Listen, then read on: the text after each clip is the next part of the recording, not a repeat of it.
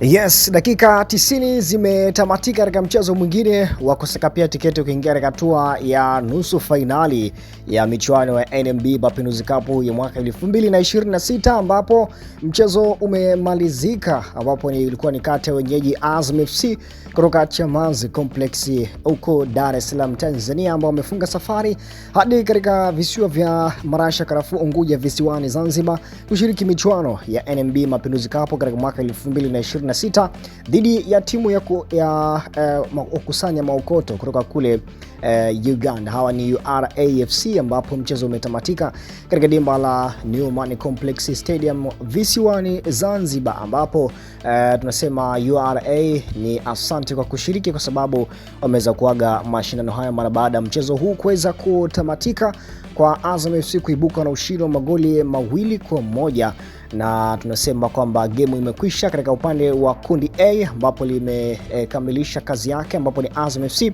anaungana na Singida Black Stars katika hatua ya nusu fainali ya michuano hii ya NMB Mapinduzi Cup mara baada ya kuifunga URAFC kutoka nje ya Tanzania. Lakini katika upande wa magoli ya Azam FC na URA, wao URAFC ndio waliotangulia kupata goli la mapema mnamo dakika ya 10 kupitia kwa mchezaji anaitwa Se Nkatuka Nelson mnamo dakika ya 10, na akaweza kuisawazishia URAFC. Lakini mnamo dakika 23, dakika 45 za kipindi cha kwanza, yule tena Mfumani ya Nyavu, usajili mpya ndani ya kikosi cha Azam FC kutoka kule DRC Congo.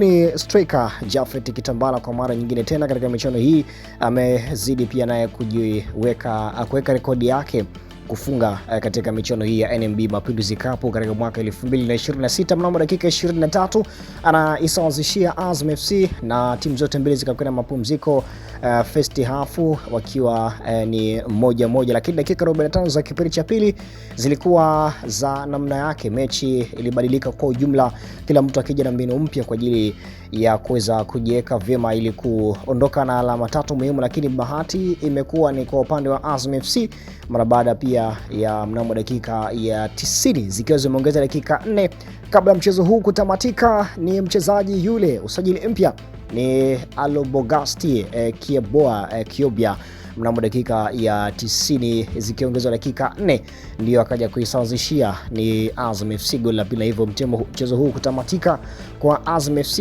kuibuka washindi katika mchezo huu ulikuwa ukichezeka hii leo katika dimba la New Money Complex visiwani Zanzibar. Lakini katika upande wa ambao wamekwisha kutangulia hatua ya nusu fainali ya michuano hii ya NMB Mapinduzi Cup ni Singida Black Stars, kwa sababu wao ndo timu ya kwanza kufuzwa hatua ya nusu fainali. Lakini kivipi? Singida Black Stars wenye alama 5, ambapo goal difference ni 2. Matokeo yote yatakayotokea leo pengine ilikuwa ni mchezo wao wa mwisho, hawezi kuwa ambayo yani hawezi kuharibu safari yao ya kufuzwa hatua ya nusu fainali. Lakini Azam na URA ambao wamekutana leo wote wana alama 4, lakini Azam FC goal difference ni 2 huko URA goal difference ni 1. Lakini Azam FC ni kama vile alijihakikishia kwamba atashinda na kuongoza akiwa na alama 7 baada ya kumfunga URA, akifuatiwa na Singida Black Stars. URA pengine kama angeshinda angeongoza kundi akiwa na alama 7 akifuatiwa na Singida Black Stars. Matokeo yoyote ya sare ambayo kama yangetokea basi lazima mmoja ashinde ili kutinga hatua ya nusu fainali, na tayari amekwisha kutinga ni Azam FC.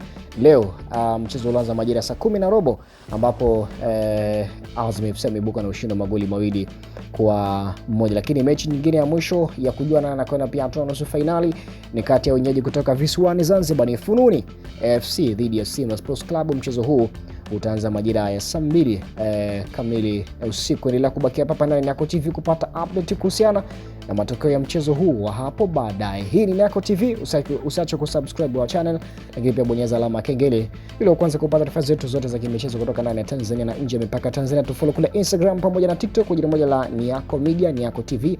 Mimi ni official Mutwe Msamaji.